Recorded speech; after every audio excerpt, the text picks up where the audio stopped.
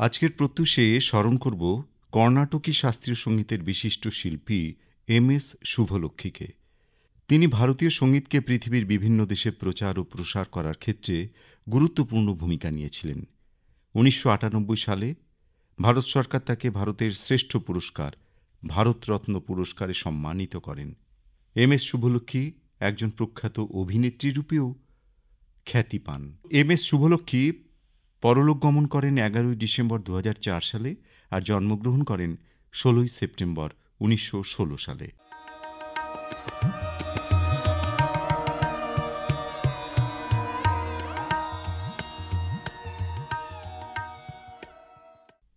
আজ আন্তর্জাতিক ওজোন স্তর সুরক্ষা দিবস। প্রতি বছর ১৬ সেপ্টেম্বর এই দিনটি আন্তর্জাতিকভাবে পালন করা হয়। ওজোন স্তরের ক্ষয় এবং এর ক্ষতিকর প্রভাব সম্পর্কে বিশ্বব্যাপী গণসচেতনতা তৈরিতে এই দিবসটি পালনের উদ্দেশ্য। ১৯৮৭ সালের ১৬ সেপ্টেম্বর বায়ুমণ্ডলের ওজোন স্তরের ক্ষয়ের জন্য দায়ী দ্রব্যগুলোর ব্যবহার নিষিদ্ধ বা সীমিত করার জন্য ভিয়েনা কনভেনশনের আওতায় ওজোন স্তর ধ্বংসকারী পদার্থের ওপর মন্ট্রিল প্রোটোকল গৃহীত হয়। এই দিনের স্মরণে ১৯৯৪ সালে জাতিসংঘের সাধারণ পরিষদ ১৬ সেপ্টেম্বরকে আন্তর্জাতিক ওজোন স্তর সুরক্ষা দিবস হিসেবে ঘোষণা করে।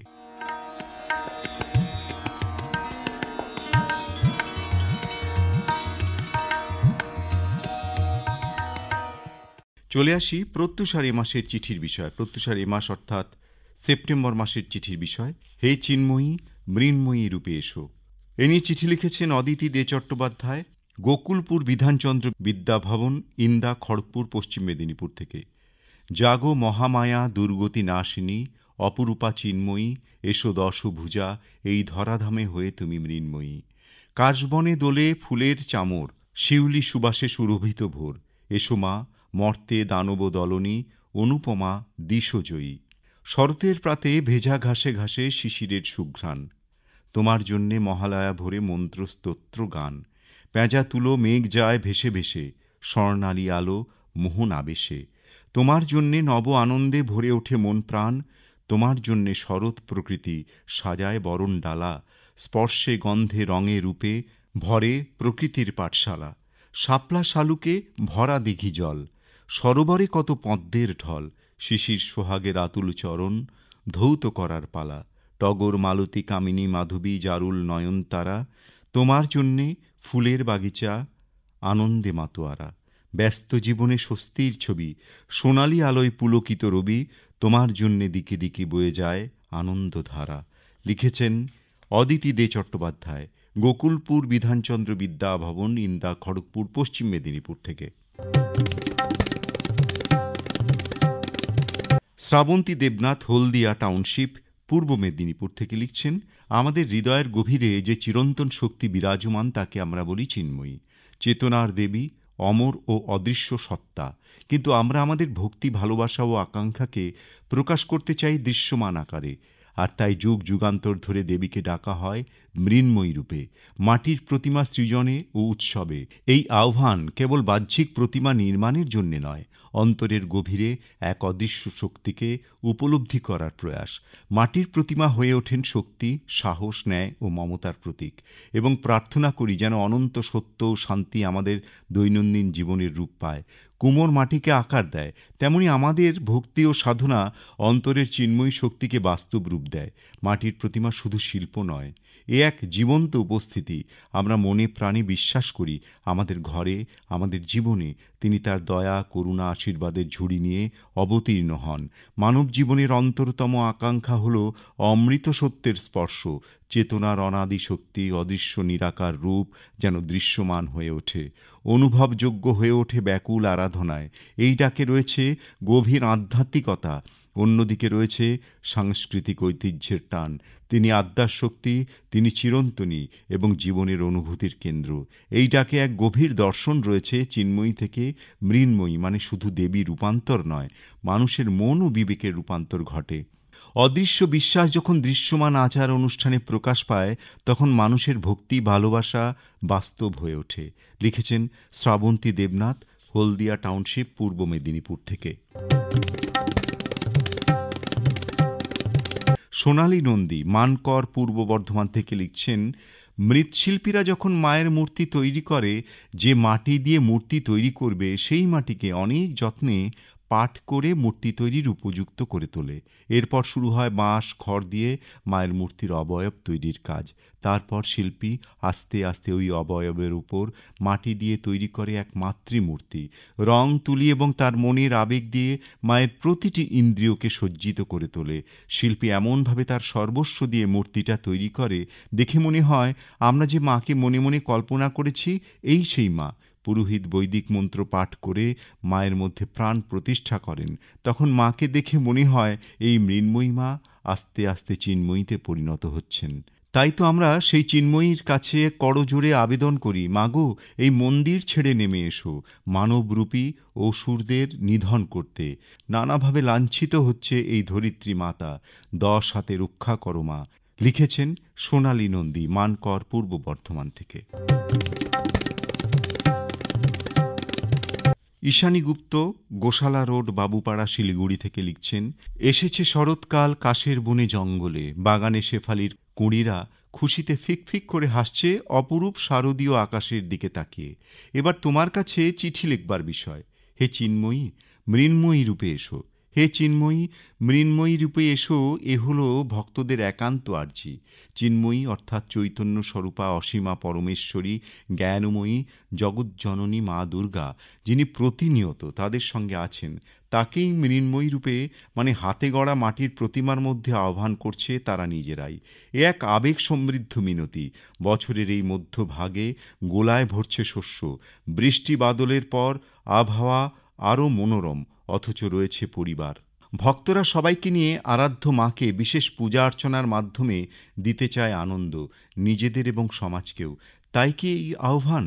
আনন্দ আরাধনায় হয়তো সাধ্যাতীত ব্যয়ের ফলে কারো কারোকে আগামী কিছু সময় একটু অসুবিধের সম্মুখীন হতে হবে। তবুও নানান জায়গার মণ্ডপে, আটচালায়, আবাসনে অথবা মন্দিরে দুর্গা মায়ের সপরিবারে অভূতপূর্ব সৌন্দর্যময় উপস্থিতি, সেখানে সবার সঙ্গে সবার অহৈতুকী স্নেহ ভালোবাসার স্বাদের মূল্য ওই একটুখানি অসুবিধের চাইতে যে অনেক বেশি। তাই তো সবারই এই একই আহ্বান। কেউ কেউ চলে যাবেন নতুনত্বের স্বাদ নিতে পর্যটনে, কোথাও দুর্গম এলাকার এক দুখানি পুজো মণ্ডপ খুঁজে বের করে দ্বিগুণ আনন্দে মেতে উঠবেন আরও কেউ কেউ। মৃন্ময়ীরূপী সবার মন ভরিয়ে দেবেন। তাঁর প্রসাদ গুণে প্রত্যেক ভক্ত আবার হবে সমৃদ্ধ।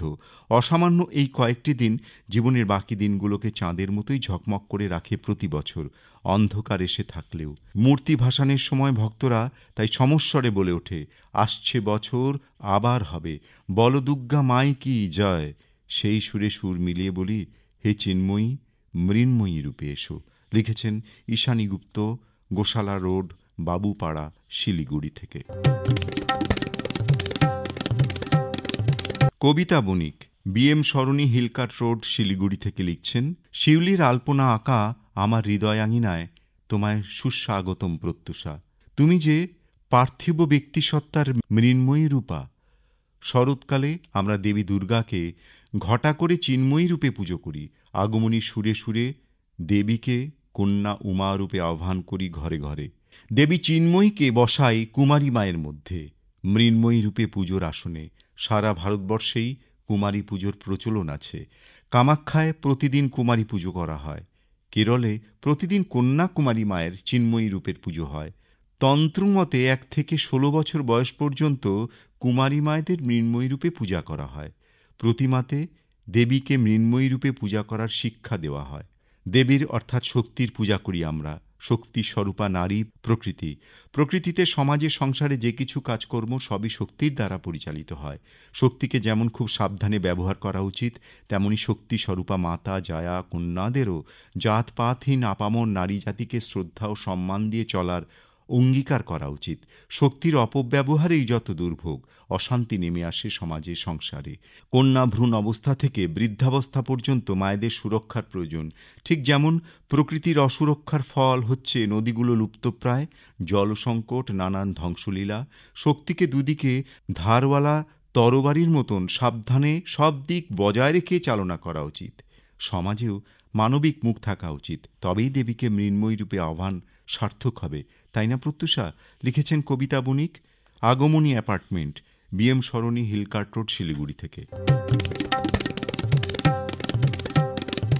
শান্তিসুধা ঘোষ, আনন্দময়ী, কালীবাড়ি রোড, হায়দারপাড়া, শিলিগুড়ি থেকে লিখছেন, শুনছ বিশ্বভুবন মাঝে ধ্বনিত হচ্ছে মা আসছেন, একটি সৌর বছর অতিক্রম করে আবার এসেছে শরৎকাল।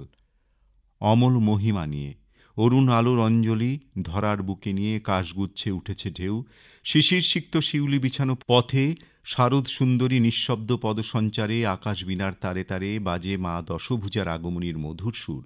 সে সুরের মায়ায় বিগত বছরের মায়ের বিসর্জনের বিষণ্ণতা নিমেষে উধাও। সর্বপ্রকাশমানা মহাশক্তি পরমা প্রকৃতির আবির্ভাব হবে, সপ্তলোক তাই আনন্দমগ্ন। ভুবনমোহিনী জগদীশ্বরী আপন মহিমায় দিব্য, দেবী চণ্ডিকা পৃথিবী ও সৃষ্টির মধ্যে অবস্থান করেন পরম চৈতন্য স্বরূপা। সর্বোত্তম মহিমা মহাদেবী অন্তর্যামী রূপে ব্যপ্ত হয়ে আছেন দুলোক ভূলোক। মানবের কল্যাণে সর্বমঙ্গলা হন উদ্বুদ্ধা। মর্তলোকে জগৎমাতার অনাদিকালের অবস্থানে সবাই উন্মিলিত। সম্বৎসর মানুষের চিন্তনে মননে মহামায়া চিন্ময়ী রূপে বিরাজ করলেও তাতে আঁশ মেটে না। তিনি যে একাধারে মা এবং মেয়ে, তাকে ছুঁতে মন চায়, পাদস্পর্শ করতে আকুলতা জাগে। বছরের মাত্র 4টি দিনের জন্য সন্তান সন্ততি নিয়ে মা দুর্গার মৃন্ময়ী রূপে মর্তে আগমন ঘটে। নির্ঘণ্ট মেনে আলোয় মালায় পুষ্পে ষোড়শোপচারে মায়ের আরাধনার সাথে করজোড়ে প্রার্থনা করি, জগতের সর্বাঙ্গীন মঙ্গল করো মা। আবার 4 দিন মেয়ের পছন্দসই নানা রকম ভোগ সাজিয়ে দেওয়া হয়। দশমীর ভোগে থাকে পান্তা ভাত আর কচুর শাক। ঢাকের বাদ্যি, উলুধ্বনি, শঙ্খধ্বনি সহ আরতির মাঝে মা যেন জাগ্রতা হয়ে ওঠেন আমাদের আশা ভরসার কেন্দ্রস্থল। বর্তমানে থিম পুজোর আবহে মায়ের মৃন্ময়ী রূপের বৈচিত্র্য এবং আড়ম্বর ভক্তির পথে বাধা হয়ে দাঁড়ায় না। 4 দিনের পূজাবসানে মায়ের কাছে অশ্রু সজল নয়নে আকুল প্রার্থনা, আবার এসো মা, তোমার অস্ত্র শোভিত হাতে অশুভ শক্তির বিনাশ হয়ে শুভ শক্তির জয় হোক। লিখেছেন শান্তিসুধা ঘোষ, আনন্দময়ী, কালীবাড়ি রোড, হায়দারপাড়া, শিলিগুড়ি থেকে। উৎসবের মরশুমে কেন্দ্রীয় সরকার ভারতীয় নাগরিকদের সুবিধার্থে GST নীতির কিছু পরিবর্তন করেছে।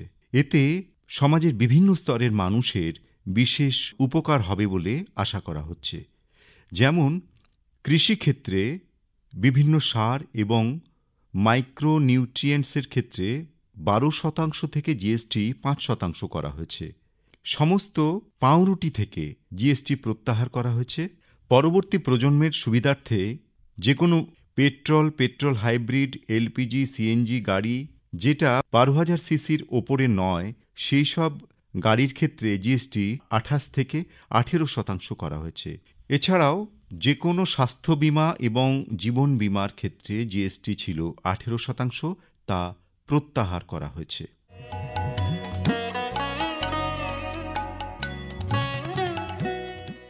সেপ্টেম্বর মাসে প্রত্যুষার বিষয় ভাবনা। হে চিন্ময়ী, মৃন্ময়ী রূপে এসো। চিঠি লিখবেন 200 শব্দের মধ্যে, এবং তা অবশ্যই পৌঁছানো চাই মাসের 20 তারিখের মধ্যে। সেপ্টেম্বর মাসের চিঠির বিষয়, হে চিন্ময়ী, মৃন্ময়ী রূপে এসো।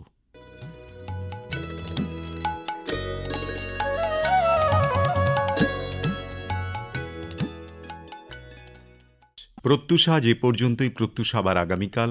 নমস্কার।